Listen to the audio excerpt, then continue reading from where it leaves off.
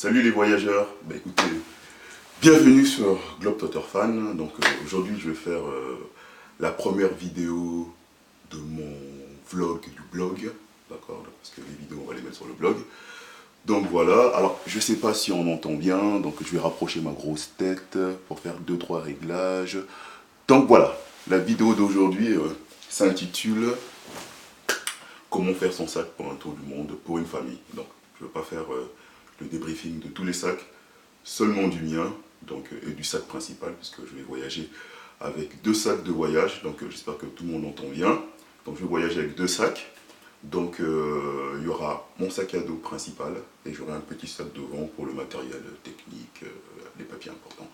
Bref, j'espère qu'au niveau du son, c'est pas trop pourri. Donc alors je me présente pour ceux qui ne me connaissent pas, donc je m'appelle Taki, donc salut à ceux qui ne me connaissent pas, puis ceux qui me connaissent, salut quand même. Et donc là, donc je vais vous expliquer où je vais enfin, énumérer, c'est le mot que je cherchais, je vais énumérer à peu près tout ce que je ramène pour un tour du monde d'1 an. Donc voilà. Alors on va commencer directement par le plus important. Alors je ne sais pas si ça fonctionne dans ma tête, comme ça on voit plus, on voit plus. Bref, je vais commencer d'abord par le sac. On va commencer par le sac. Alors j'ai opté pour un Quechua, je cite la marque, parce que je ne suis pas sponsorisé, donc je peux citer les marques. Quechua, donc j'ai opté pour un Quechua de 70 litres, donc le choix du sac est extrêmement important, du moins pour moi. Donc beaucoup de voyageurs, de globetrotters vous diront que 70 litres c'est beaucoup trop gros, c'est beaucoup trop lourd et qu'à la longue, c'est un peu grand. Alors pour ma part, c'est une taille standard qui me va parfaitement, parce que je suis assez grand, costaud, donc le choix du sac, du litre, voilà, pour moi c'est très bon. Alors, la petite particularité quand vous prenez un sac de voyage, le mieux, c'est, bien sûr, peu importe la marque, peu importe le prix, mais prenez plutôt un modèle qui s'ouvre sur toute sa longueur. Je sais pas si tout le monde voit.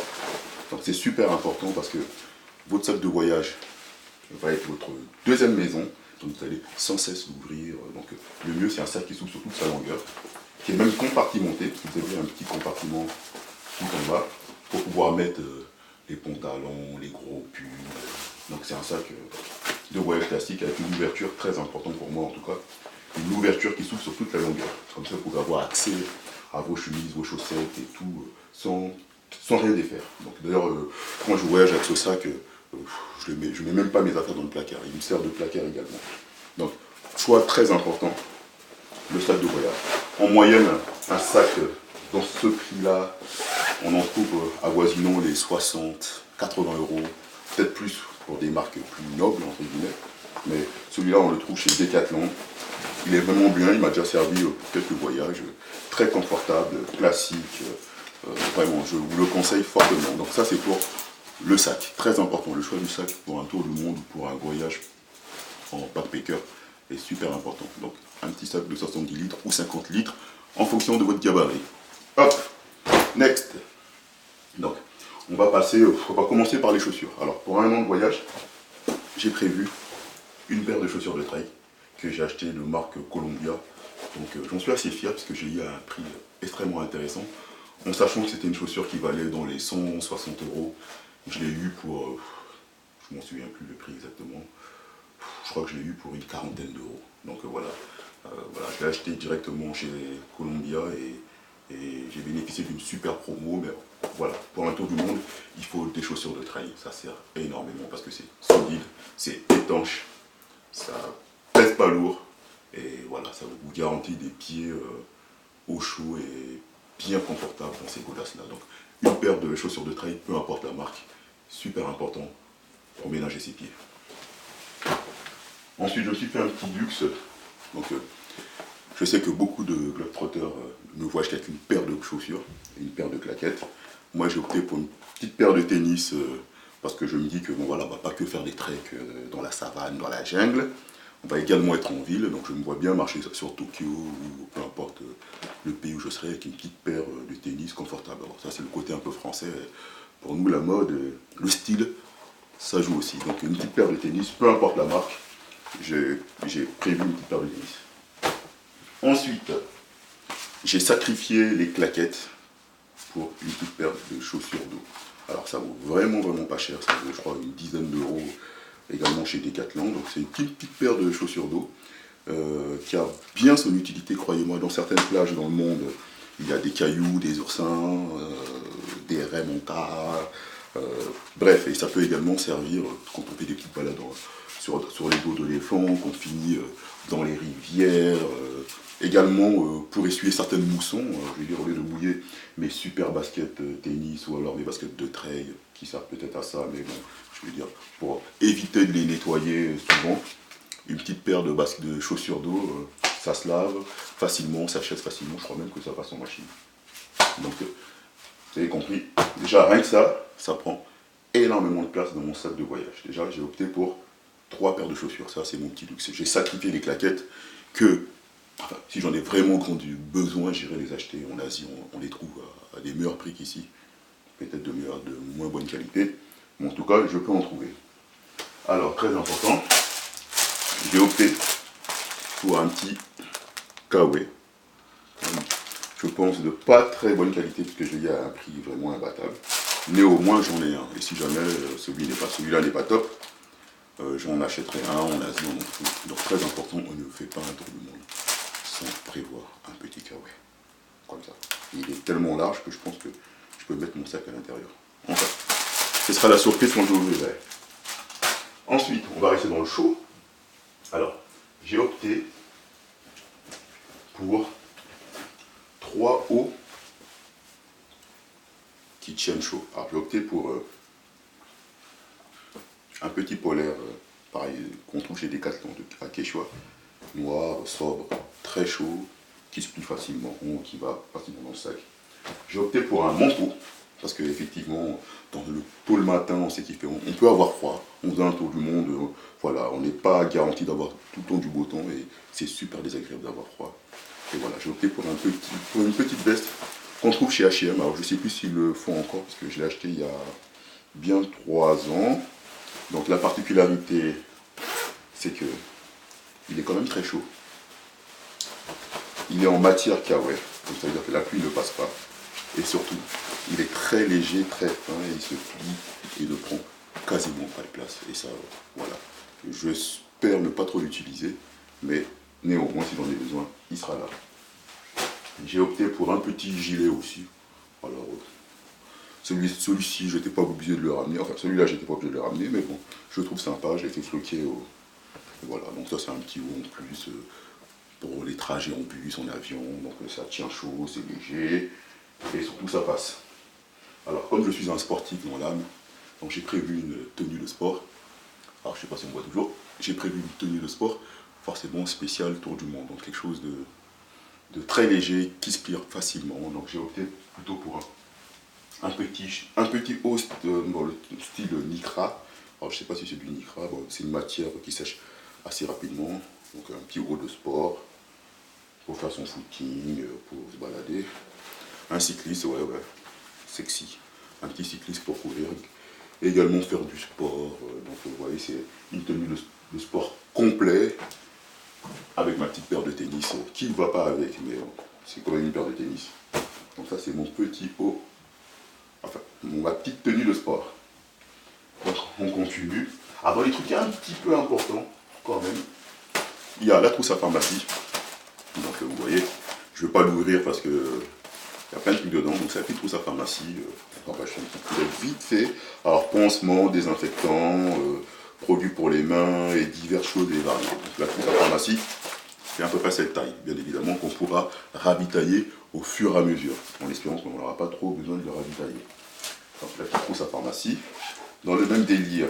Alors ça c'est des petites astuces qu'on a trouvées en traînant sur les blogs. Donc on a de la ficelle. Pourquoi de la ficelle? Ah ah. Du scotch. Pourquoi du scotch? Ah ah. Et enfin, plein de pinces à linge. Alors ça, c'est les petites techniques qu'on a trouvées sur les blogs. C'est pour pouvoir faire sécher ses vêtements. Parce qu'en effet, il y a certains vêtements qu'on lavera dans le lavabo, d'autres on mettra en machine si le temps nous le permet. Et ça, c'est de la ficelle pour accrocher et sécher les vêtements, qui puissent sécher tranquillement. Donc la petite trousse spéciale séchage de vêtements. Ensuite, forcément, j'ai ramené une petite casquette, cela va de soi. On ne voyage pas sans sa petite casquette d'aventurier. J'ai opté pour un petit gilet multipoche. Ok. Alors là, c'est ma femme qui va rigoler. J'avoue, niveau look, voilà. Voilà, tu peux te rhabiller, le look est mort. Mais il a beaucoup d'utilité puisque il a pas mal de poches et c'est assez pratique. Et j'aurai un look de touriste. Donc le petit gilet, comme il va bien. Alors pour les pantalons, c'est la partie la plus technique. J'ai prévu de partir avec 3 pantalons. Donc ces 2 pantalons-là et le pantalon que j'aurai sur moi le jour du départ. Donc ce sera peut-être pas celui-là, ce sera peut-être un autre. Bref, au total, je pars faire un tour du monde d'un an avec 2 pantalons. Mais attention, il y a 2 pantalons, enfin 3 pantalons plus celui que j'aurai. Mais ce petit pantalon a une particularité. Il se transforme en short. Alors, certains vont me dire, oui, le look, machin. Je suis entièrement d'accord. Le look, tu peux aller te rhabiller. Mais néanmoins, c'est super pratique. Et voilà, la journée, c'est un short. Le soir, c'est un pantalon pour éviter les piqûres de moustiques. Et ça, c'est vraiment agréable. Donc, c'est des pantalons, on en trouve à tous les prix. Moi, j'ai opté pour un Columbia, je fais de la pub. J'ai opté pour un Columbia à un prix, j'ai eu pour pas cher.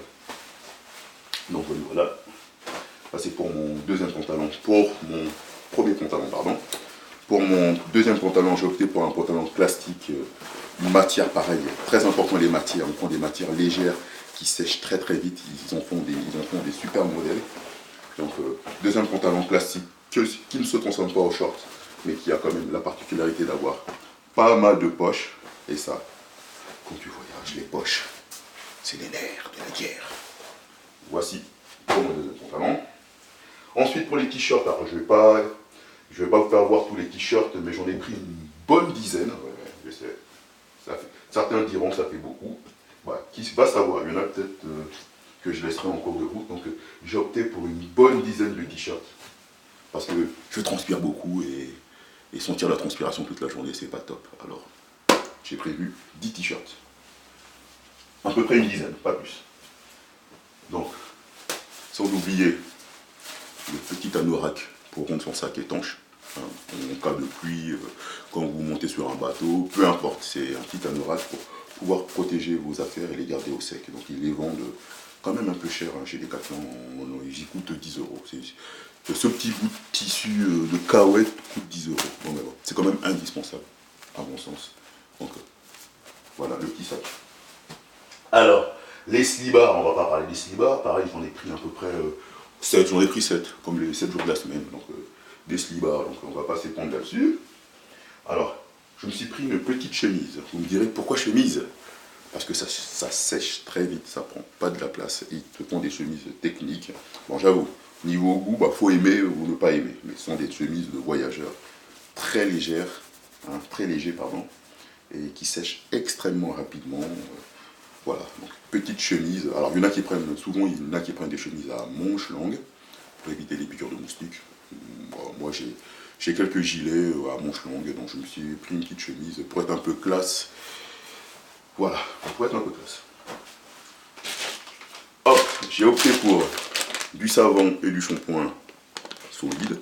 Donc ça tu le gardes un bon moment, hein, ça évite de transporter des bouteilles et des machins. Super pratique et voilà.